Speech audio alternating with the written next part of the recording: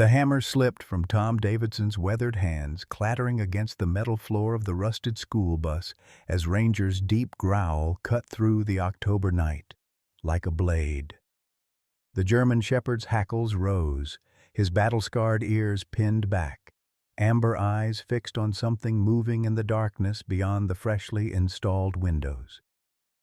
It wasn't the wind rattling the door. It was knocking.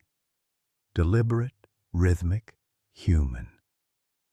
Walt Henderson's coffee mug shattered against the makeshift table, sending hot liquid cascading across Tom's carefully drawn renovation plans. "Jesus Christ, Tom," the old farmer whispered, his face draining of color as he stared at the door. "Nobody knows we're out here tonight." Tom's chest tightened, memories of Vietnam flooding back as Ranger positioned himself between his master and the entrance, muscles coiled like steel springs. 3 months ago, he'd been a homeless veteran with nothing but this loyal dog and a rusted shell of hope. "Open it," came a voice from outside, familiar, haunting, impossible. Who had found them in this godforsaken place? And why did Ranger look like he'd seen a ghost?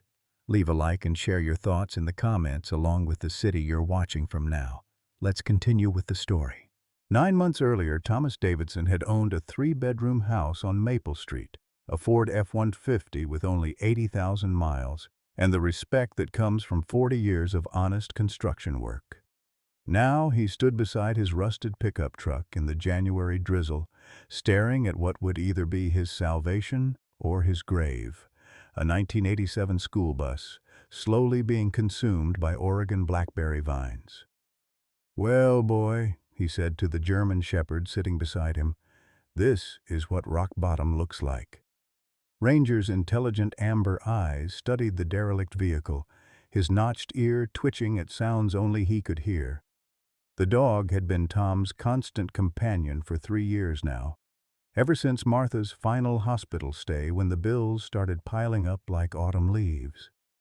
At 62, Tom carried himself with the disciplined posture of a man who'd served 2 tours in Vietnam and spent 4 decades building other people's dreams. His calloused hands told stories of sacrifice, homes constructed, families sheltered, communities built from the ground up. Those same hands now trembled slightly as he pulled his wife's wedding ring from his pocket, the last valuable thing he owned. 40 years I paid into the system," he muttered, his voice carrying the weight of betrayal. "Worked every day, never asked for handouts, and when Martha got sick they took everything anyway." The medical bills had been relentless. Chemotherapy, radiation, experimental treatments that bought them hope in 6-month installments until hope itself became unaffordable. The bus squatted in the overgrown field like a yellow metal beast, its windows long since shattered, rust weeping down its sides in orange tears. Wild roses and ivy had claimed it, turning it into something that belonged more to the earth than to any human purpose. But Tom saw potential where others saw decay. His grandfather had always said, "A man with tools and determination can build anything, including himself, back up." Ranger suddenly stood, his attention fixed on the rear of the bus. The dog's behavior had always been peculiar, not just loyal but protective in ways that seemed almost supernatural. He'd been a police K-9 before an injury forced his retirement, and sometimes Tom wondered if the dog sensed things that escaped human perception. "Come on then," Tom said, shouldering his canvas tool bag. "Let's see what we're working with." They'd spent the last 2 nights in a truck stop parking lot, sharing gas station sandwiches and wondering if his children would ever forgive him for refusing their charity. Rebecca meant well, but Tom couldn't bear the thought of becoming another burden in her already complicated life as a single mother. And Jimmy, successful, polished Jimmy, had made it clear that having a homeless father didn't fit his corporate image. As they approached the bus, Ranger's protective instincts flared. He circled the vehicle twice, whimpering softly at one particular spot near the rear axle. Tom had learned to trust his companion's intuition. The dog had saved his life more than once by sensing danger before it revealed itself. The bus door hung open like a broken jaw, and stepping inside felt like entering a tomb that time had forgotten. The first night in the bus nearly broke what remained of Tom's spirit. He'd unrolled his sleeping bag across 2 bench seats that reeked of mildew and decay, while Ranger paced the narrow aisle like a sentry on patrol. The Oregon winter pressed against the broken windows with icy fingers, and every gust of wind seemed to whisper through the rusted holes in the floor. Tom had faced enemy fire in the jungles of Southeast Asia, had held his dying wife's hand through her final breath, but something about this hollow metal shell filled him with a dread he couldn't name.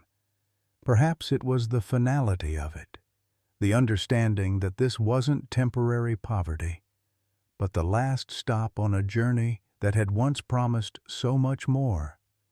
Ranger refused to settle down. The German shepherd prowled from front to back, his claws clicking against the corroded metal floor, occasionally stopping to sniff intently at a section near the emergency exit. Around midnight, the dog began to whine, not the attention-seeking sound of a spoiled pet, but the urgent, troubled cry of an animal sensing something profoundly wrong. "What is it, boy?" Tom whispered. But Ranger only stared at the floor, his hackles raised. Strange scratching sounds echoed from beneath the bus, probably rodents seeking shelter, but the dog's agitation suggested something more significant. Tom had learned to trust Ranger's instincts. They'd kept him alive when his own senses failed him. Sleep came in fragments, broken by nightmares that blended Vietnam firefights with the sterile hospital rooms where Martha had fought her losing battle. In his dreams, the bus filled with smoke and the voices of the dead, while Ranger's barking became the sound of incoming mortars. Tom woke repeatedly, sweat-soaked and gasping, to find his loyal companion standing guard beside his makeshift bed. The next morning brought his children. Rebecca arrived first, her worn Honda Civic crunching over the gravel road that led to Tom's new reality. Behind her came Jimmy's pristine BMW, looking as out of place in this rural setting as a tuxedo at a barn raising. Tom watched through the cracked windshield as his daughter stepped out, her nurse's scrubs wrinkled from a night shift, her face a mask of exhausted concern. "Oh, Dad," she breathed, taking in the scene with the clinical eye of someone who'd seen human suffering in all its forms. "What have you done?" Jimmy emerged from his car like a lawyer approaching a crime scene, his expensive suit and polished shoes declaring his success to the empty field. At 32, he'd built a life that Martha would have been proud of. Corner office, suburban mansion, trophy wife who looked perfect in Christmas photos. But standing beside the rusted bus, his accomplishments seemed to shrink. "This is insane," Jimmy said, his voice carrying the authority he'd learned in boardrooms. "Dad, you look like—" He paused, searching for words that wouldn't cut too deep. "You look like a homeless person." The truth of it hit Tom like a physical blow. He was homeless. The word carried shame he'd never imagined, the kind that made neighbors cross streets and cashiers avoid eye contact. In America, homelessness was failure made visible, a scarlet letter worn by those who'd supposedly chosen poverty over responsibility. "I am homeless," Tom replied quietly, "but I'm not helpless." Rebecca's eyes filled with tears she'd been holding back since Martha's funeral. "We can't let you live like this. Come stay with me and the kids. We'll figure something out." "And what?" Tom's voice hardened with stubborn pride. "Sleep on your couch while you work double shifts to pay for groceries I can't afford? Watch your children learn that their grandfather is a burden?" Jimmy stepped forward, his executive training kicking in. "Then let me help. I'll get you an apartment, cover the rent until you get back on your feet." "With what dignity?" Tom shot back. "I raised you to stand on your own 2 feet, not to prop up your old man like a broken fence post." The argument that followed was everything Tom had feared. His children treating him like a patient who'd lost the capacity for rational decisions. They spoke about him in the third person while standing 3 feet away, discussing assisted living facilities and mental health evaluations as if poverty had somehow diminished his ability to hear. "This is my land," Tom finally said, his voice carrying the quiet authority of a man who'd built foundations that lasted. "Bought and paid for with your grandfather's insurance money. I have every right to be here." "But not like this," Rebecca pleaded. "Not in a junked school bus in the middle of nowhere." As his children drove away in frustration, Tom felt the weight of complete isolation settle over him like a burial shroud. Even Ranger seemed subdued, sensing his master's despair. But as the afternoon sun broke through the Oregon clouds, something stirred in Tom's chest. Not hope exactly, but the stubborn refusal to surrender that had carried him through war and grief. He had his hands, his tools, and 40 years of knowledge about how to build something from nothing. Most importantly, he had Ranger, whose loyalty reminded him that some bonds couldn't be broken by poverty or pride. 3 weeks into February, Ranger's obsessive behavior reached a breaking point. The German Shepherd had been fixated on a section of flooring near the emergency exit, pawing at the corroded metal with increasing urgency. What Tom had initially dismissed as a dog's idle curiosity had evolved into something approaching desperation. Ranger would spend hours circling that spot, whining softly, occasionally looking back at Tom with eyes that seemed to plead for understanding. "What's got you so worked up, boy?" Tom muttered, setting down his coffee mug, salvaged from the ruins of his former kitchen. The morning frost covered the bus windows like lace curtains, and his breath formed small clouds in the unheated interior. He'd been planning to tackle the insulation today, but Ranger's behavior demanded attention. Kneeling beside his companion, Tom examined the floor more carefully. The metal showed signs of rust and wear, but one section appeared different, cleaner around the edges, as if it had been disturbed more recently than the decades-old decay surrounding it. When he pressed down, the panel gave slightly, revealing loose rivets that had been painted over to hide their mobility. "Well, I'll be damned," Tom whispered, his construction experience recognizing deliberate concealment when he saw it. Someone had created a hiding place here, probably decades ago. Using a pry bar from his tool collection, Tom worked carefully around the edges. The panel resisted at first, then suddenly gave way with a screech of protesting metal. Ranger immediately thrust his nose into the opening, his tail wagging for the first time in weeks, as if finally vindicated in his persistent investigation.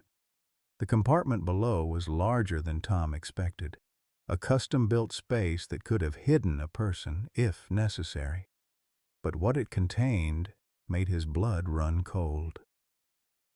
A child's backpack, faded purple with unicorn patches, sat nestled beside what appeared to be official papers wrapped in plastic. With trembling hands, Tom lifted out the backpack first, noting how the fabric had been preserved by the dry conditions beneath the bus. Inside, he found typical 8-year-old treasures, a half-eaten pack of fruit gum, colored pencils worn to nubs, and a notebook filled with careful cursive writing. The name on the cover made his heart skip: Amy Davidson, 3rd grade. Below it, in a child's hopeful handwriting, "If found, please return to Pine Ridge Elementary." The plastic-wrapped documents proved even more disturbing. Yellowed newspaper clippings told a story that had haunted Pine Ridge for 35 years. The headline from the February 14, 1988 edition of the Pine Ridge Gazette read, "Local family vanishes without trace." The article described Robert and Linda Davidson, along with their children Amy, 8, and Michael, 5, who had disappeared from their home during a winter storm. The last anyone had seen of them was Linda's station wagon parked at the abandoned Clearwater property, the very land where Tom now sat. More chilling was a manila envelope marked "Evidence," Case MUR 880214. Inside were photographs, witness statements, and police reports that painted a picture of something far more sinister than a family simply leaving town. Blood evidence in the station wagon, signs of struggle. And then, as if by magic, all traces of the investigation had simply stopped. The final document was a handwritten note on official police letterhead. Investigation suspended pending new evidence. Items secured for future reference.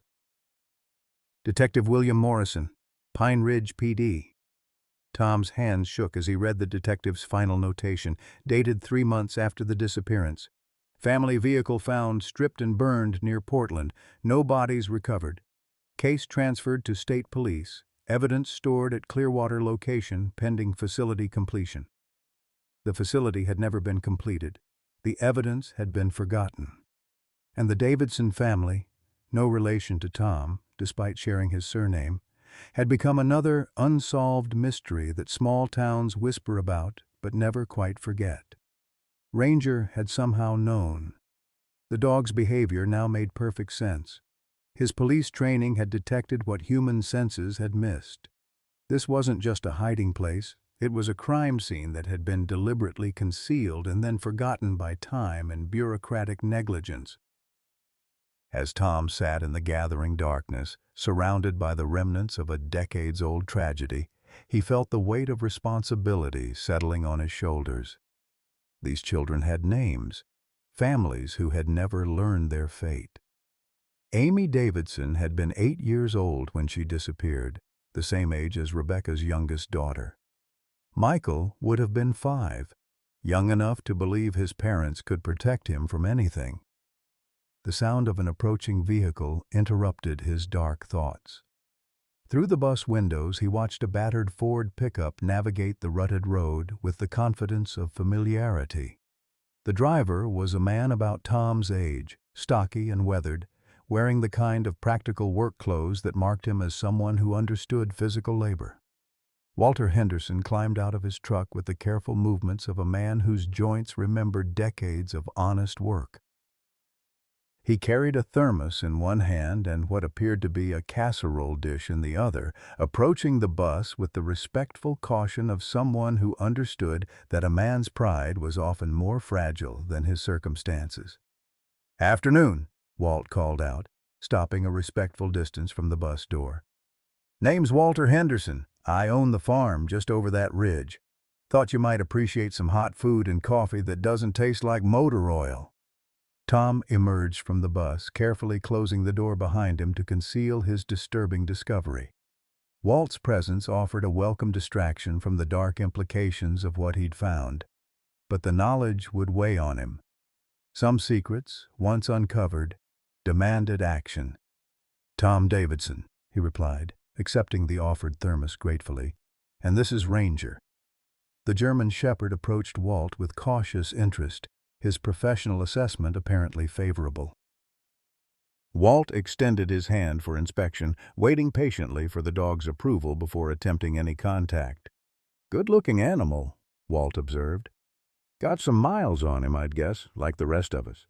Walter Henderson's arrival marked the beginning of what Tom would later recognize as the most purposeful months of his life since Martha's death. The neighboring farmer proved to be more than a kind stranger. He was a fellow Vietnam veteran who understood the particular breed of stubbornness that kept broken men moving forward when logic suggested surrender. Served in the 25th Infantry, Walt had mentioned during their first shared meal, as casually as discussing the weather. Came home in '71 to a country that didn't much want to look us in the eye. His weathered hands bore the same invisible weight as Tom's, the careful way veterans held themselves when civilian life pressed too close to old wounds. Within days, Walt became a regular visitor, arriving each morning with coffee and the kind of practical assistance that bypassed pride through sheer utility.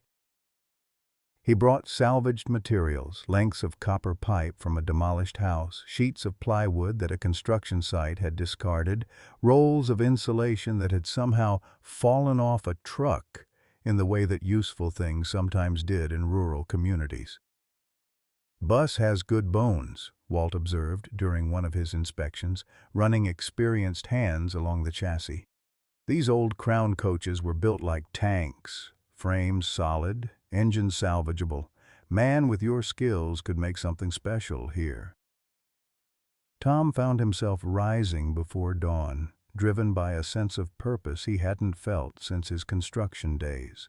The work was methodical, therapeutic in the way that physical labor could be for men whose minds carried too many uncomfortable memories. Ranger supervised every phase of the renovation, his presence both companionship and quality control. The dog seemed to approve of the project's progress, his earlier agitation replaced by the satisfied attention of a foreman watching a job done right. The bus transformation began with the most basic necessities: weatherproofing, structural integrity, basic systems that would sustain life through Oregon's unpredictable seasons. Tom stripped the interior down to bare metal, removing decades of rust, rodent damage, and decay. Each section required careful assessment: what could be repaired, what needed replacement, what demanded complete reconstruction. His construction background proved invaluable in ways his children couldn't have imagined. Tom understood load-bearing structures, electrical systems, plumbing configurations that would function in a mobile environment. More importantly, he possessed the patience to work with substandard materials and improvised solutions, turning limitations into creative opportunities. The flooring became his first major challenge. The discovery of the hidden compartment had compromised the original structure, but Tom used the opportunity to install proper insulation and a drainage system that would prevent future moisture problems. He sealed the compartment after photographing its contents, evidence that might someday matter to families who still wondered about the fate of the Davidson children. Walt proved to be more than a source of materials. He was a skilled craftsman in his own right. Together, they tackled the bus's mechanical systems with the methodical approach of men who'd learned to make do with whatever was available. The engine, surprisingly, required minimal work. Crown Coach had built these vehicles to last, and decades of dormancy had preserved what might have been destroyed by years of hard use. "Thing purrs like a kitten," Walt observed after their third day of mechanical work. Previous owner knew what they were doing. This bus was maintained with love. The electrical system demanded complete replacement, but Tom approached it with the systematic patience of someone who'd wired entire housing developments. Modern LED lighting replaced the original fixtures, and a small solar panel array, another of Walt's mysterious acquisitions, would provide enough power for basic needs without requiring connection to the grid. As spring progressed, the bus began to resemble something that could legitimately be called a home. Tom installed a compact but functional kitchen along one wall with a propane stove, small refrigerator, and sink connected to both freshwater and gray water tanks. The sleeping area occupied the rear of the bus, with custom-built storage compartments that maximized every square inch of available space, but the work attracted unwanted attention. Councilman Richard Thornfield arrived on a Tuesday morning in late April, his city-issued sedan looking absurdly official parked beside Walt's battered farm truck. Thornfield was a man in his late 40s with the soft features of someone who'd never missed a meal, dressed in the kind of business casual that suggested authority without the competence to back it up. "Mr. Davidson," Thornfield announced, approaching the bus with the aggressive confidence of bureaucratic power. "I'm Richard Thornfield from the Pine Ridge Planning and Development Department. We've received complaints about your, situation here." Tom emerged from the bus, wiping his hands on a shop rag, Ranger immediately positioning himself between his master and the unwelcome visitor. The dog's reaction was unusually intense, hackles raised, a low growl rumbling from deep in his chest. Even Walt noticed the German shepherd's agitation, stepping closer to Tom in a gesture of solidarity. "What kind of complaints?" Tom asked, his voice carefully neutral. Years of dealing with building inspectors had taught him to let officials reveal their agenda before responding. Health code violations, zoning infractions, unauthorized residential construction, Thornfield rattled off with practiced authority. This property is zoned agricultural, not residential. You can't just park a derelict bus here and call it a home. Property's been in my family for 3 generations, Tom replied evenly. Agricultural zoning permits agricultural worker housing. I'm improving a structure that was already here. Thornfield's face flushed with an anger that seemed disproportionate to the situation. That's not a structure, it's a junk pile, an eyesore that's bringing down property values throughout the district. I'm ordering you to remove it within 30 days or face legal action. The confrontation might have escalated, but Walt stepped forward with the diplomatic skills of a man who'd spent decades navigating small-town politics. Now hold on there, Councilman. Tom's doing good work here, following all the proper procedures. You got some specific code he's violating, or are we just talking about your personal opinions? This is none of your business, Henderson, Thornfield snapped, but his authority seemed less certain when challenged by a longtime resident. The city has the right to protect community standards. Community standards, Tom repeated slowly.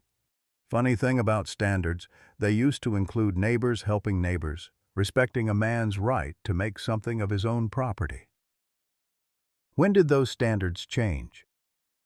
As Thornfield drove away, issuing vague threats about proper channels and appropriate action, Walt shook his head with the resignation of someone who'd watched his community change in ways he didn't entirely approve of. That man's got more anger in him than the situation warrants, Walt observed. Something personal about this, though I can't figure what.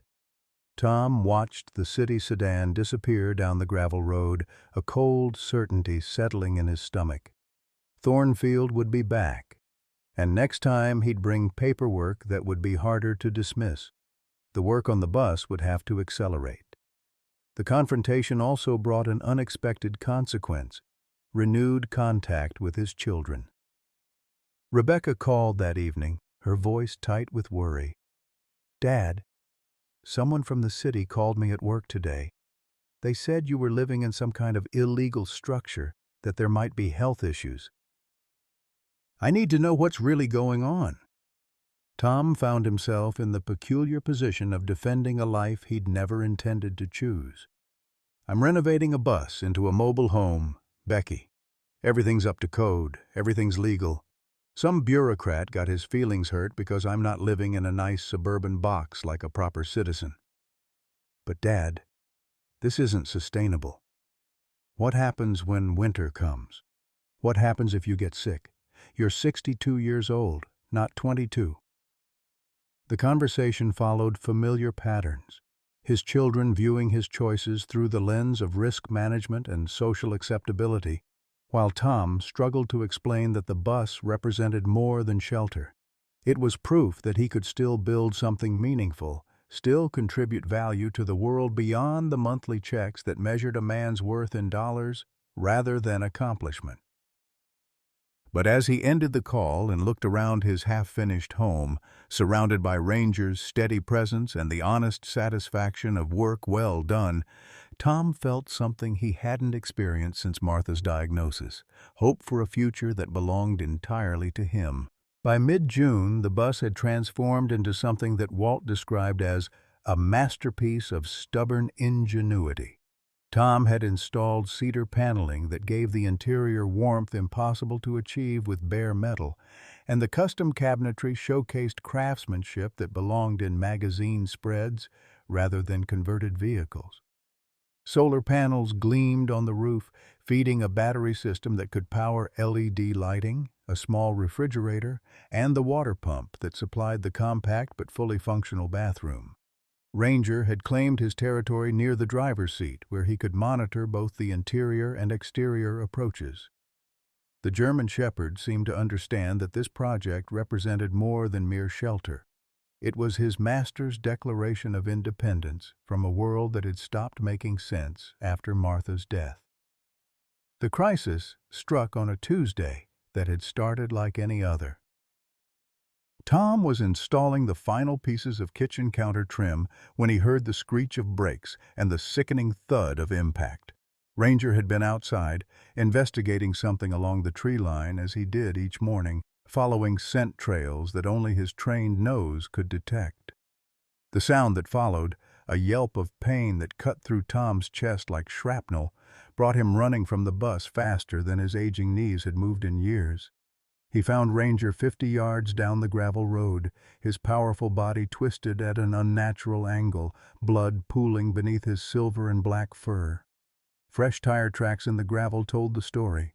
Someone had been driving too fast on the narrow country road and had either not seen the dog or hadn't bothered to stop after the collision. "No, no, no," Tom whispered, dropping to his knees beside his companion. Ranger's amber eyes were open, but glazed with shock, his breathing shallow and labored. When Tom gently touched the dog's side, his hand came away slick with blood. Internal injuries? Almost certainly. At 8 years old, Ranger's chances of surviving major trauma were already compromised by age. Walt arrived within minutes, having heard the commotion from his barn. One look at the scene told him everything he needed to know. "Pine Ridge Emergency Vet is 20 minutes if we push it," he said, already backing his truck closer to where Ranger lay. "But Tom, you need to know, surgery like this, it's gonna cost." Money. The one factor Tom had been successfully avoiding through skill, determination, and the kindness of neighbors. He'd managed to renovate the bus using salvaged materials and his own labor, but veterinary emergencies demanded cash that existed nowhere in his depleted reality. "How much?" Tom asked, though his voice suggested the answer didn't matter. "Could be anywhere from 5 to 15,000 depending on what they find inside." Maybe more. Tom's entire savings, the small insurance settlement from Martha's life policy that he'd been rationing like wartime rations, amounted to exactly $8,200. Everything else had gone to medical bills, lawyers' fees, and the property taxes that kept the land legally his. "Don't matter," Tom said, his voice gaining strength from certainty. "He's all I got left." The drive to the emergency clinic was the longest 20 minutes of Tom's life. Ranger lay across his lap, wrapped in an old blanket, his breathing becoming more labored with each mile. Tom found himself making the kind of desperate bargains with Providence that marked the difference between ordinary affection and profound love. "Stay with me, boy," he whispered. "We got too much work left to do." Dr. Susan Wright was a woman in her 50s who'd spent 3 decades treating everything from prize cattle to beloved family pets. Her examination of Ranger was thorough and professional, but her expression grew increasingly grave as she palpated the dog's abdomen and listened to his irregular heartbeat. "Internal bleeding, definitely," she announced after what felt like hours of testing. "Ruptured spleen, possible liver damage, and his left rear leg is fractured in 3 places. Surgery is possible, but at his age and with these injuries, recovery would be lengthy and expensive." Tom felt the walls of the small examination room closing in around him. "What are you saying?" "I'm saying you have decisions to make. Surgery would run about $12,000, and that's if everything goes perfectly. No guarantees, especially with a dog his age. The humane option might be—" "No!" Tom's voice carried the authority of a man who'd made harder decisions under worse circumstances. "You do whatever it takes. Money's not the issue." But money was exactly the issue, and Dr. Wright's compassionate silence acknowledged what they both understood. Tom had already signed the treatment authorization before Walt pulled him aside in the waiting room. "Son, I know what that dog means to you," Walt said quietly. "Hell, I can see it in how you two look at each other. But you can't pay for surgery that costs more than you have." "Then I'll find a way," Tom replied with the stubborn determination that had carried him through war, marriage, loss, and homelessness. Man doesn't abandon family because the bill's too high. Word of Ranger's accident spread through Pine Ridge's tight-knit community, with the speed that marked small towns where everyone's business eventually became everyone's concern. Walt made a few phone calls from the clinic's waiting room, and by evening something remarkable had begun to happen. Martha's former bridge club arrived first, led by Eleanor Vasquez, a 70-year-old retired teacher who'd organized more church fundraisers than anyone could count. "That dog of yours saved my grandson from traffic last year when the boy wandered into Main Street," she announced, setting a mason jar labeled Ranger Fund on the receptionist's desk. "Figure it's time to return the favor." The Pine Ridge Volunteer Fire Department contributed $300 from their benevolent fund. The American Legion Post, where Tom had never been a member but whose veterans recognized one of their own, added 500 more. Even Rebecca drove down from Portland, her eyes red with tears as she added her contribution to the growing collection. "I'm sorry, Dad," she whispered, hugging him with the fierce desperation of someone trying to compress years of misunderstanding into a single gesture. "I'm sorry we didn't understand what this all meant to you." By midnight, the community had raised enough money to cover Ranger's surgery and initial recovery. Dr. Wright worked through the night, her skilled hands reconstructing internal damage, while Tom paced the waiting room like an expectant father. Walt brought coffee and the kind of steady presence that veterans provided for each other during the worst moments. At 6 in the morning, Dr. Wright emerged from surgery looking exhausted but cautiously optimistic. "He's stable," she announced, her words hitting Tom like absolution. "Touch and go for the next 48 hours, but his vital signs are stronger than I expected. That's one tough old soldier you've got there." When Tom was finally allowed to see Ranger, the German Shepherd was connected to monitoring equipment that beeped reassuringly in the sterile recovery room. The dog's eyes were closed, his breathing regulated by medications, but when Tom spoke his name, one ear twitched slightly, the smallest possible acknowledgement that carried the weight of entire conversations. "We're going to finish what we started, boy," Tom promised, his voice thick with emotion he hadn't allowed himself to feel. "You and me, we're going to build something that lasts." Ranger survived the surgery, but the dog that came home 3 days later was a shadow of his former self. The German Shepherd who had once patrolled the bus renovation with military precision now struggled to walk from his bed to his water bowl. His left rear leg remained splinted and largely useless, forcing him to navigate the world with an awkward three-legged gait that broke Tom's heart with every labored step. Dr. Wright had been honest about the prognosis during the discharge appointment. "He'll never be the same," she explained, her professional compassion unable to soften the hard reality. "The leg will heal, but he'll always have a significant limp. More concerning is the neurological damage from the head trauma. His balance, his coordination, they're permanently affected." Tom carried Ranger into the bus that first evening, the dog's weight feeling both familiar and heartbreakingly fragile in his arms. The space they'd built together now seemed to mock them. Narrow aisles that had been perfectly navigable for a healthy dog now presented obstacle courses for an animal learning to live with disability. But it was the change in Ranger's spirit that devastated Tom most completely. The dog who had once been his constant supervisor and enthusiastic collaborator now spent most of his time lying on the custom bed Tom had built near the driver's seat, staring out the window with eyes that seemed to have lost their purpose. When Tom tried to coax him outside for short walks, Ranger would struggle gamely for a few yards before collapsing in exhaustion, his tongue lolling as he panted from efforts that had once been effortless. The veterinary bills, despite the community's generous support, had consumed every dollar of Tom's savings, and then some.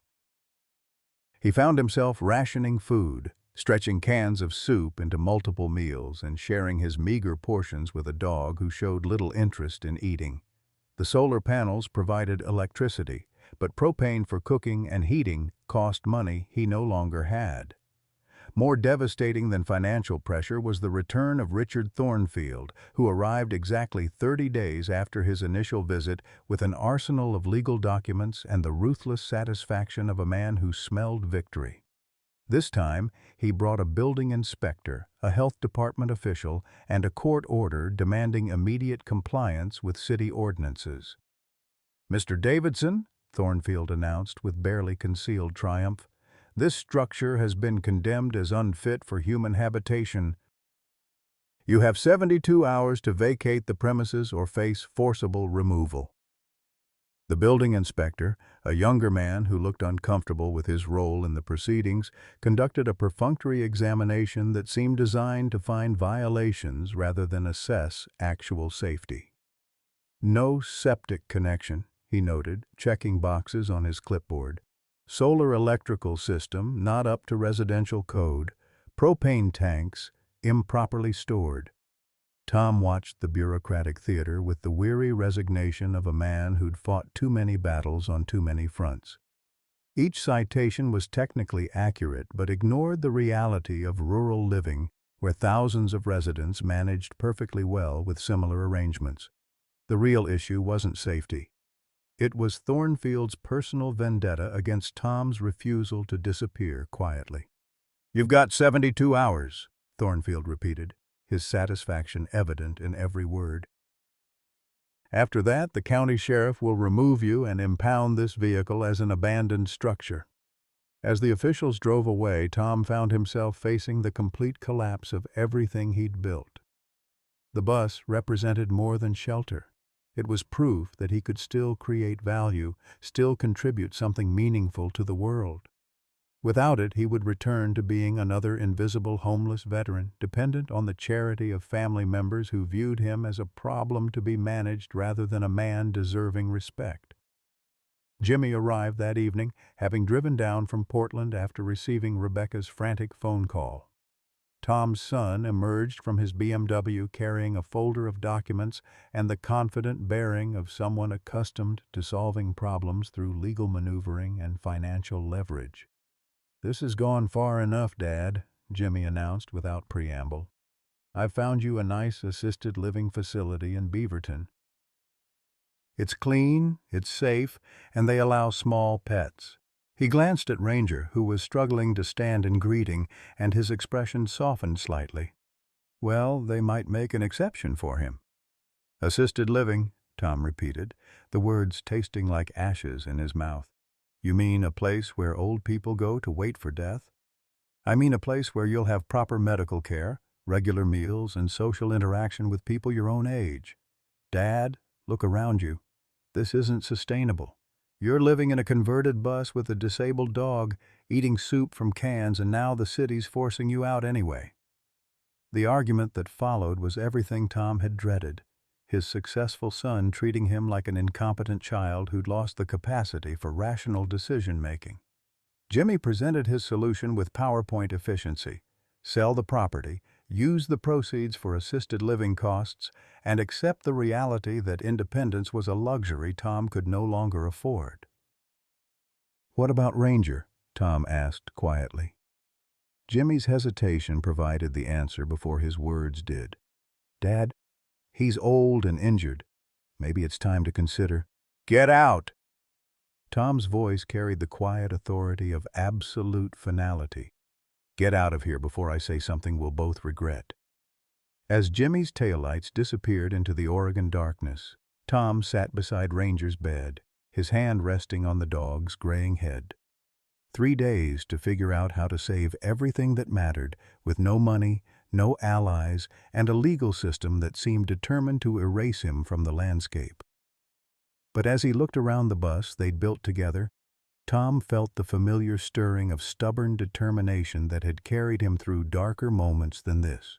The revelation came at 2 a.m. when Tom couldn't sleep, his mind churning through impossible solutions to an unsolvable problem. He'd been poring over the legal documents Thornfield had served, searching for loopholes that might buy him time, when something nagged at his memory. The councilman's reaction to the bus had been visceral, personal in a way that suggested more than bureaucratic duty. Tom pulled out the manila envelope he'd discovered beneath the bus floor, spreading the faded newspaper clippings across his small table. The 1988 article about the missing Davidson family included a group photo from a church picnic, taken just weeks before their disappearance. Robert and Linda Davidson stood behind their children, 8-year-old Amy with her bright smile and 5-year-old Michael, a serious boy with dark hair and familiar features. The resemblance hit Tom like a physical blow. The bone structure, the set of the eyes, even the way the child held his shoulders, Michael Davidson bore an unmistakable resemblance to Richard Thornfield. Not identical, but close enough to suggest the same bloodline, the same genetic inheritance that time and trauma could reshape but never entirely erase.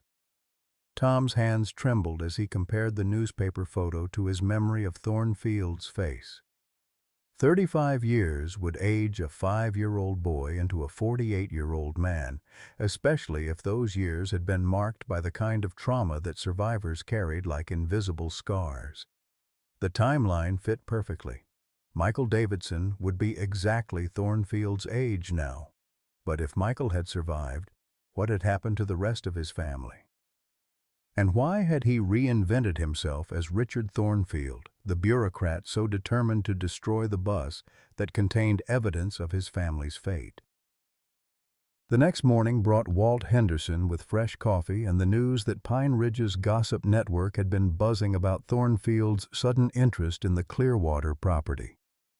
"Funny thing," Walt mentioned, settling into the folding chair beside Tom's table.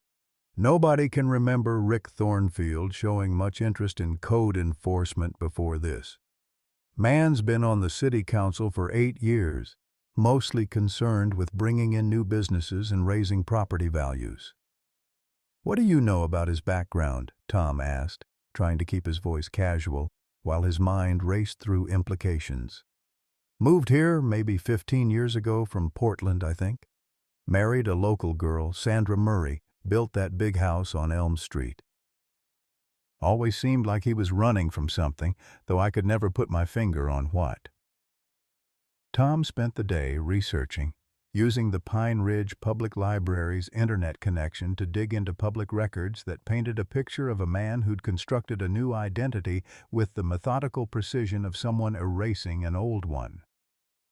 Richard Thornfield had appeared in Pine Ridge's official records in 2008, with a Portland address that traced back to a series of apartments and rental properties, the kind of temporary housing that marked someone who'd never quite settled anywhere.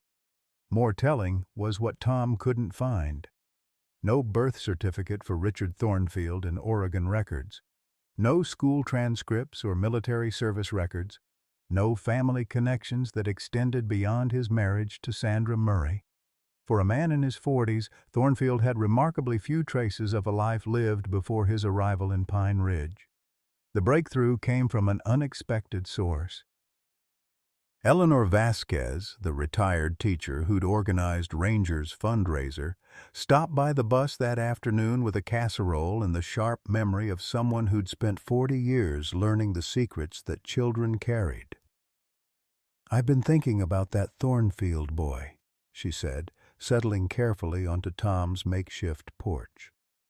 "Something about the way he looked at your bus reminded me of a student I had years ago. Troubled child, couldn't have been more than 6 or 7 when he came to live with his aunt after some kind of family tragedy." Tom's pulse quickened. "You remember the name?" "Michael something. Surname started with a D, I think. Poor little thing had nightmares, wouldn't speak for months.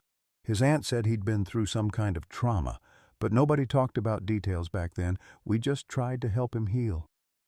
Eleanor paused, her eyes growing distant with memory. "He was obsessed with changing his name, kept insisting he was someone else entirely. Said his family was dead and he never wanted to remember them." The pieces fell into place with sickening clarity. Michael Davidson had survived whatever happened to his family 35 years ago, but the trauma had been so severe that he'd constructed an entirely new identity to escape it. Richard Thornfield wasn't just a bureaucrat with a vendetta. He was a terrified child who'd grown into a man still running from the ghosts of 1988. That evening, Tom made a decision that his military training told him was tactically unsound, but that his conscience demanded. He drove Thornfield's address, a large colonial house in Pine Ridge's most expensive neighborhood, and knocked on the front door with the evidence envelope tucked under his arm. Richard Thornfield answered the door in casual clothes, his expression shifting from annoyance to alarm when he recognized his visitor. "Mr. Davidson, you're trespassing." "I could have you arrested." "I think we need to talk, Michael," Tom said quietly. The effect was immediate and devastating. Thornfield's face went white, his hand gripping the door frame for support as 35 years of carefully constructed defenses crumbled in a single moment. Behind him, a woman's voice called from the kitchen, asking who was at the door. "Just a neighbor, Sandra," Thornfield managed, his voice barely steady. "I'll be right back." He stepped onto the porch, closing the door behind him with the desperate care of a man protecting his family from contamination by his past.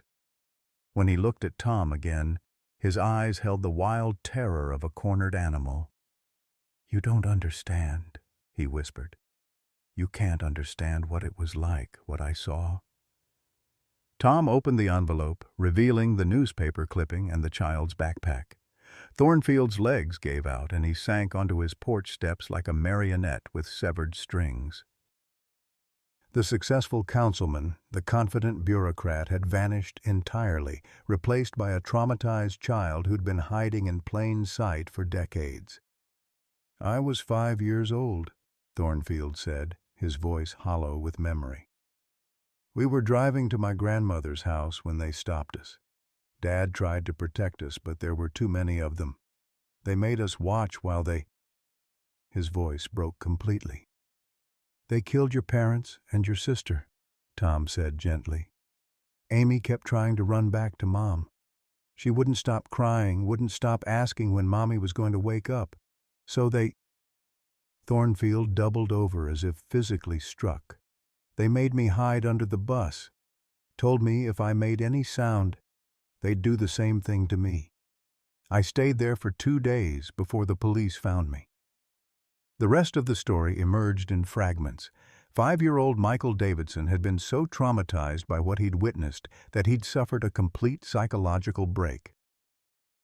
The authorities, faced with a child who insisted his family was dead but provided testimony too fragmented to be useful, had placed him with relatives who'd eventually moved away from Oregon.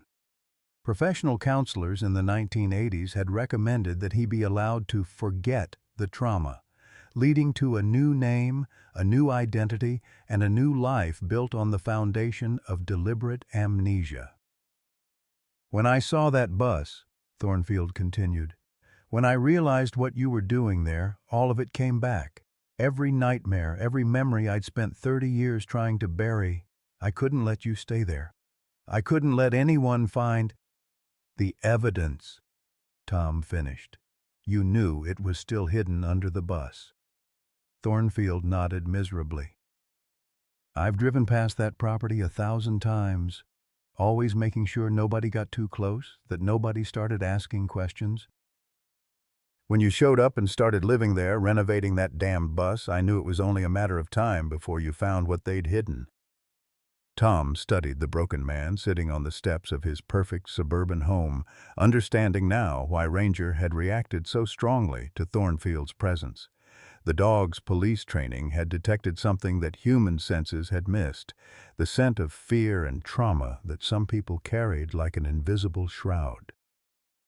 "Those men who killed your family," Tom said carefully. "They were never caught? Never even identified? The investigation just stopped, like someone made it disappear?" Thornfield's laugh was bitter and hollow. "I used to think it was incompetence. Now I wonder if it was something worse." The implication hung between them like a loaded weapon. If the investigation had been deliberately sabotaged, if powerful people had been involved in covering up the Davidson family murders, Then the evidence Tom had found represented more than cold case files. It was dynamite that could destroy careers and reputations even 35 years later. The truth about the Davidson family murders emerged slowly over the following weeks, like a photograph developing in solution, revealing details that grew more disturbing with each new revelation. Tom and Richard Thornfield, who had begun the painful process of reclaiming his birth name of Michael, worked together to piece together a puzzle that had been deliberately scattered across 3 decades of bureaucratic negligence and selective amnesia.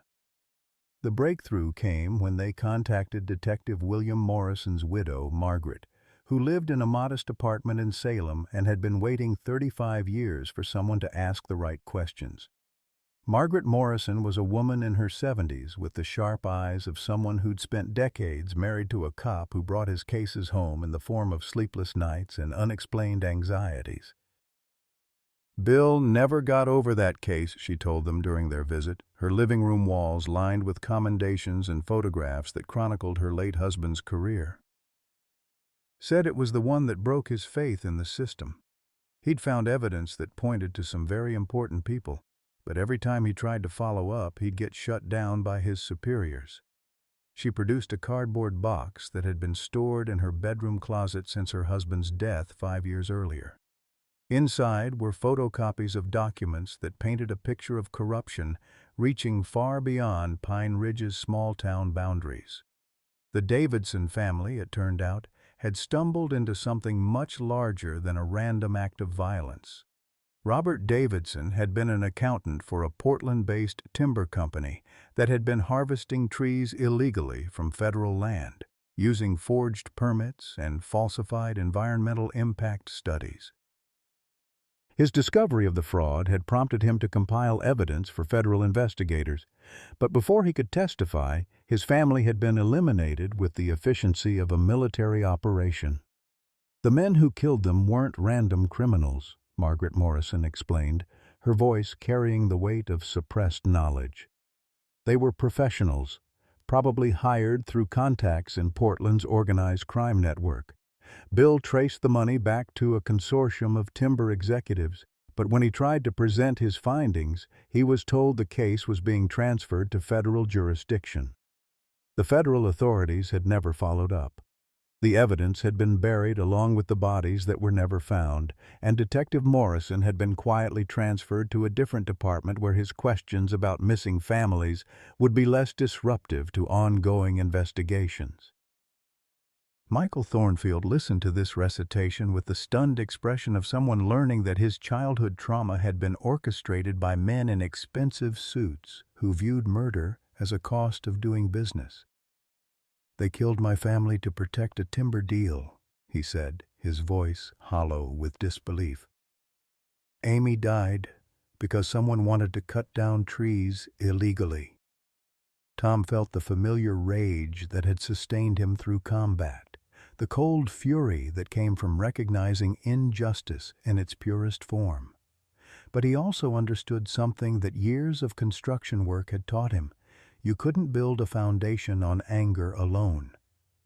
Justice required patience, planning, and the kind of methodical persistence that turned good intentions into concrete results. The evidence Tom had found beneath the bus included financial records that Robert Davidson had hidden before his death, documents that could still implicate living people in federal crimes that had no statute of limitations. More importantly, Michael's recovered memories, combined with the physical evidence, provided the framework for reopening a case that powerful people had assumed was safely buried. But pursuing justice meant confronting the reality that the same forces that had silenced Detective Morrison were still active, still capable of destroying lives to protect their interests. Margaret Morrison made this clear when she handed Tom a manila envelope marked "Insurance Policy" in her husband's careful handwriting.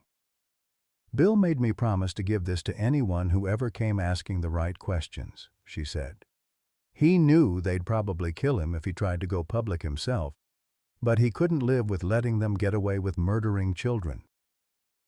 Inside the envelope were copies of bank records showing payments from Cascade Timber Corporation to a Portland security firm with known connections to organized crime, payments that coincided exactly with the Davidson family's disappearance. More damning were recorded phone conversations that Detective Morrison had made without authorization, conversations between Cascade executives discussing the Davidson problem and its permanent solution. Armed with this evidence, Tom and Michael faced a decision that would determine not just their own futures, but the possibility of justice for a family that had been murdered to protect corporate profits. They could turn the evidence over to federal authorities and hope that 35 years had changed the system enough to ensure an honest investigation. Or they could accept that some wrongs were too dangerous to challenge, that seeking justice might only result in more deaths. The decision was made for them when Rebecca arrived at the bus on a Tuesday morning with news that changed everything. Tom's daughter looked exhausted, her nurse's scrubs wrinkled from a double shift, but her eyes carried the excitement of someone who'd made an important discovery. "Dad, you need to see this," she said, holding up her smartphone to show a news article from the Portland Tribune. The headline read, "FBI launches investigation into Cascade Timber Corporation, following whistleblower revelations."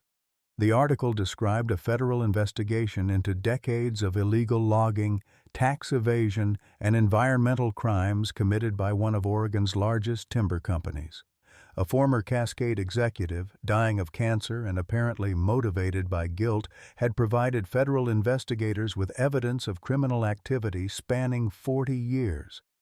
"They're looking for additional witnesses," Rebecca continued, her voice growing more excited as she read, "people with knowledge of crimes committed between 1985 and 1995. Dad, this could be exactly what you and Mr. Thornfield have been waiting for." The timing felt like providence, or perhaps like the universe finally deciding that some debts could no longer be ignored. Tom looked across his small table at Michael Thornfield, seeing not the bureaucrat who'd tried to destroy his home, but a traumatized survivor who'd spent 35 years running from memories too painful to face. "What do you think?" Tom asked quietly. Michael was silent for a long moment, staring at the evidence spread across the table. His sister's backpack, his father's financial records, the photographs that documented his family's final moments. When he looked up, his eyes held a resolve that transformed his entire face. "Amy was 8 years old," he said simply. "She died protecting our mother. The least I can do is make sure her death means something." The decision to contact the FBI required carefully orchestrated planning. Michael couldn't simply walk into the Portland Federal Building and announce his true identity without triggering questions about why he'd concealed it for so long. Tom's possession of evidence from a decades-old crime scene raised its own legal complications. They needed an intermediary who could present their information in a way that protected them from prosecution while ensuring serious investigation. That intermediary turned out to be Maria Santos, the investigative reporter for the Portland Tribune who'd been covering the Cascade Timber story. A woman in her 40s with the tenacious instincts of someone who'd built her career on exposing corruption, Santos recognized immediately that Tom and Michael's evidence could transform her story from a business scandal into a murder investigation with national implications. "This is bigger than timber fraud," she said after reviewing their documentation during a clandestine meeting at Walt Henderson's farm. "This is evidence of a criminal conspiracy that includes murder, witness intimidation, and obstruction of justice. If we handle this right, we can not only get justice for your family, but expose a pattern of corruption that's probably still ongoing." Santos arranged for Tom and Michael to meet with FBI Special Agent Patricia Coleman, a veteran investigator who specialized in cold cases involving organized crime. The meeting took place in the Pine Ridge Public Library, a neutral location that wouldn't attract attention from anyone monitoring federal buildings. Agent Coleman was a woman in her 50s with the professional demeanor of someone who'd seen enough human evil to be surprised by very little. She listened to Michael's story with the patient attention of someone trained to evaluate traumatic testimony, occasionally asking clarifying questions but never expressing doubt about his account. "Mr. Thornfield, or should I say Mr. Davidson, your testimony corroborates information we've already received from other sources," she said after reviewing their evidence. "We've been building a case against Cascade Timber for 18 months, but we've been missing the crucial link between their financial crimes and the violence that protected them.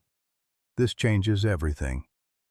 The agent explained that federal investigators had suspected Cascade's involvement in several unsolved disappearances and murders, but had lacked the evidence to prove connections between corporate executives and organized crime figures.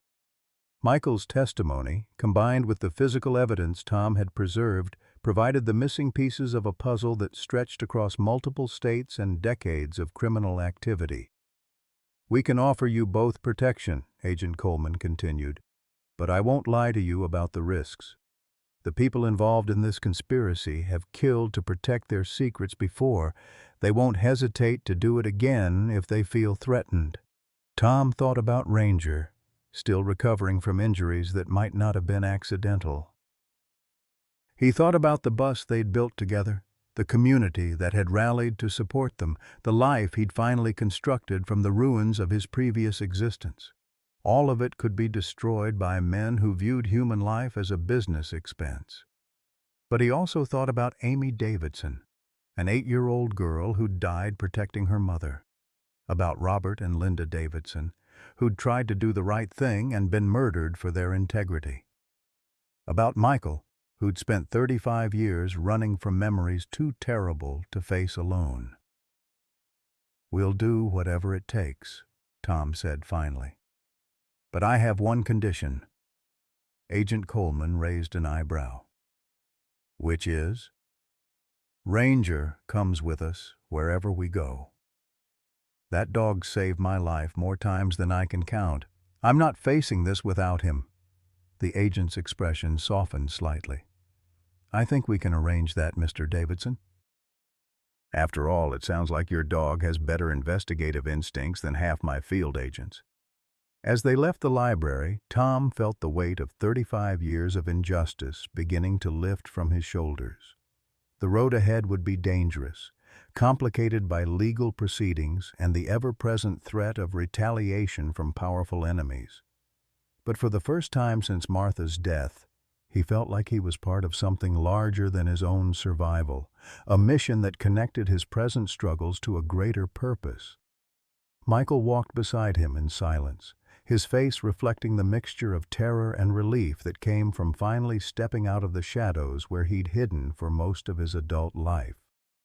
When they reached Tom's truck, he paused with his hand on the door handle. "Thank you," he said quietly, "for not letting me destroy what you'd built. For understanding that I was running from something I couldn't control." Tom nodded, understanding the weight of gratitude that came from someone who'd been saved from themselves. "We all got ghosts, son. The trick is learning when to face them and when to let other people help you carry the load." As they drove back toward the bus, Tom could see Ranger waiting in his usual spot by the driver's seat, his amber eyes alert and watchful. The dog's presence reminded him that loyalty came in many forms. Sometimes it meant standing guard against external threats. Sometimes it meant helping someone find the courage to confront their deepest fears. The battle for justice was just beginning, but Tom Davidson had learned something important during his journey from homelessness to hope. Home wasn't a place you found. It was something you built with your own hands, defended with your own courage, and shared with those who understood that some things were worth fighting for. 6 months after that pivotal meeting with Agent Coleman, Tom Davidson stood in the doorway of his transformed bus, watching the Oregon sunrise paint the sky in shades of gold and amber that reminded him of Ranger's eyes. The German shepherd lay beside him, his injured legs stretched out but his spirit fully restored, as they both surveyed a landscape that had become home in ways Tom had never imagined possible. The federal investigation had moved with the deliberate pace of justice, finally allowed to function properly. Cascade Timber Corporation had been dismantled piece by piece, its executives facing charges that ranged from environmental crimes to conspiracy to commit murder.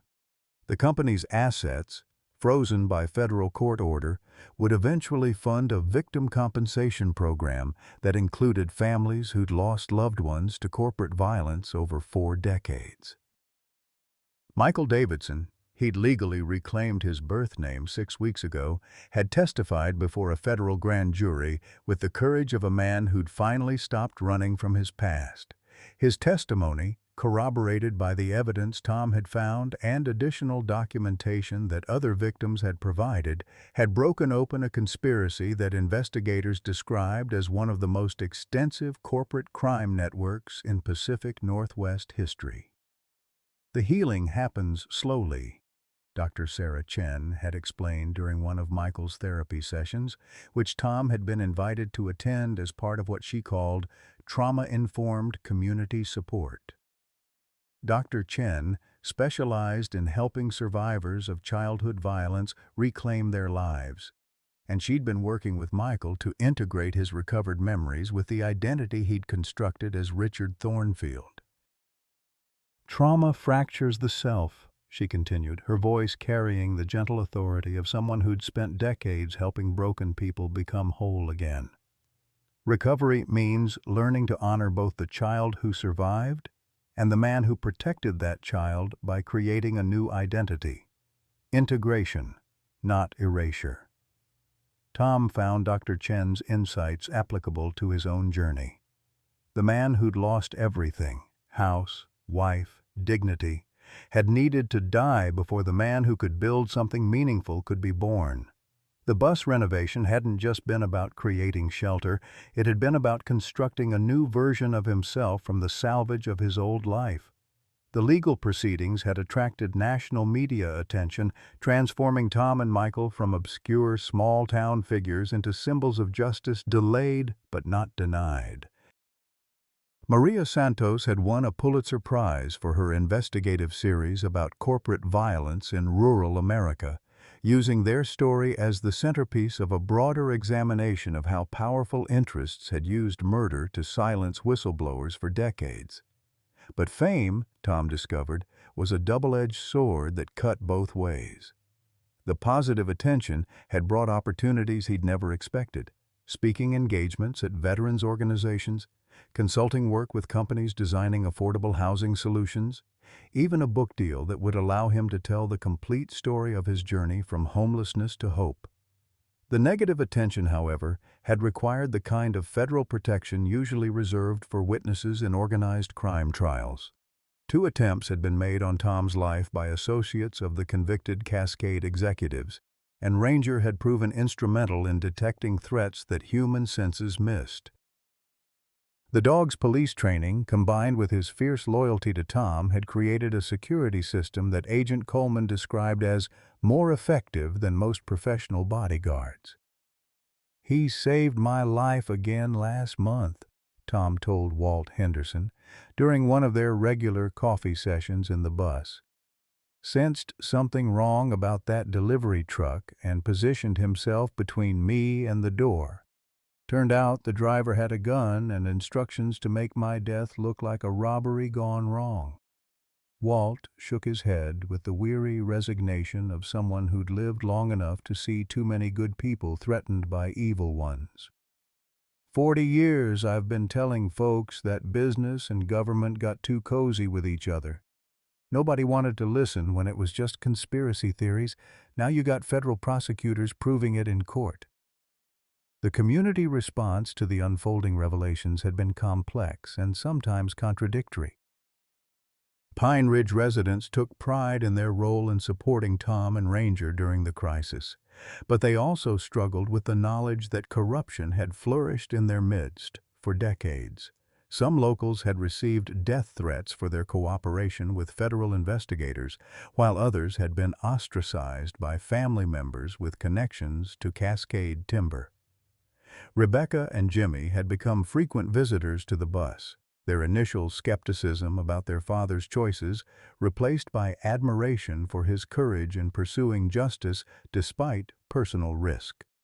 Rebecca's children, in particular, had adopted Ranger as an honorary grandfather figure, bringing the kind of youthful energy to Tom's life that reminded him why the fight for justice mattered beyond personal satisfaction. "You saved that little boy," Rebecca told her father during a Sunday dinner they'd shared in the bus's small but perfectly functional dining area. "Michael spent 35 years believing he was alone with his memories, that no one would ever understand what he'd survived. You showed him that healing was possible." Jimmy, who'd initially viewed the bus as an embarrassment to the family's social standing, had become one of its most enthusiastic advocates. "I've been thinking about what you built here," he said, gesturing around the warm, efficient space that had become a model for sustainable tiny home living. "Not just the physical structure, but the life you created. You proved that home isn't about size or cost, it's about purpose and community." The bus itself had evolved beyond Tom's original vision. What had started as basic shelter had become a showcase of sustainable living that attracted visitors from across the country. Solar panels provided all the electrical power needed for comfortable living, while the gray water system and composting toilet demonstrated how modern technology could support off-grid life without sacrificing comfort or hygiene. More importantly, the bus had become a symbol of resilience that inspired other veterans struggling with homelessness, disability, and the transition to civilian life. Tom received letters daily from men and women who'd found hope in his story, people who'd discovered that starting over wasn't admission of failure, but recognition that life's greatest achievements often came from the ashes of apparent defeat. "The thing about hitting bottom," Tom reflected during a television interview that would air on the anniversary of Ranger's accident, "is that it teaches you what really matters. I thought I'd lost everything when they foreclosed on my house. Turned out I'd just lost the things that were keeping me from finding what I actually needed." The interviewer, a polished network correspondent who clearly expected inspiring platitudes about overcoming adversity, seemed surprised by Tom's matter-of-fact assessment of his journey. "What would you say to viewers who are facing their own rock-bottom moments?" Tom considered the question while Ranger dozed at his feet, the dog's presence a reminder that loyalty and love transcended circumstances. "I'd say that sometimes you have to lose everything to discover what's worth building, and I'd remind them that the strongest foundations are often laid in the places where everything else fell apart." As autumn arrived in Pine Ridge, bringing the kind of crisp mornings that made Oregon famous among those who appreciated natural beauty over urban convenience, Tom found himself reflecting on the unexpected trajectory his life had taken. A year ago, he'd been a homeless veteran sleeping in a rusted bus with only a disabled dog for companionship. Now he was a federal witness whose testimony had helped convict corporate executives of murder, a published author whose story was inspiring veterans across the country, and a man whose innovative approach to sustainable living was influencing policy discussions about affordable housing.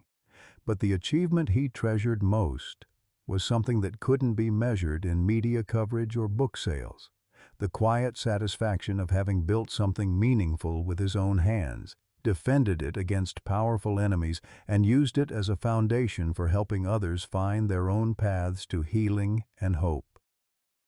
The bus sat in its clearing like a green jewel nestled among the Oregon pines, its solar panels gleaming in the afternoon sun, while smoke rose from the small chimney that kept the interior warm and welcoming.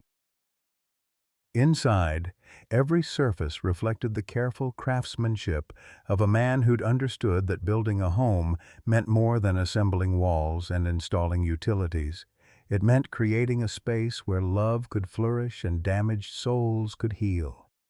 Ranger stirred from his nap, lifting his graying head to study the horizon with the alert attention of a guardian who never truly relaxed. Despite his injuries, despite his age, the German Shepherd remained vigilant in protecting the man who'd saved him and the home they'd built together. "Ready for our evening walk, boy?" Tom asked, reaching for the leash that Ranger barely needed, but that provided comfort for them both. The dog's tail wagged with the enthusiasm of someone who understood that the simple act of moving through the world together was both privilege and responsibility. As they stepped outside into the golden light of an Oregon evening, Tom felt the deep contentment that came from a life lived with purpose. Behind them, the bus glowed with warm light that spoke of safety, comfort, and the unshakable bond between a man and his dog who'd found their way home together. The journey that had begun with loss and desperation had become a testament to the truth that home wasn't something you found. It was something you built, defended, and shared with those who understood that love was the strongest foundation of all. Sometimes we think we've lost everything, only to discover we were just making room for something better. Tom and Ranger's story reminds us that at any age, with enough determination and the right companion, we can build a life that matters. Their journey from a rusted bus to a symbol of hope proves that it's never too late to start over, never too late to find purpose, and never too late to discover that the strongest homes are built not with money, but with love, courage, and the unshakable belief that tomorrow can be better than today. What dreams have you put aside that might still be worth pursuing? What rusted bus in your life could become the foundation for something beautiful? Share your thoughts. Have you ever had to start completely over in life? What gave you the strength to keep building when everything seemed lost?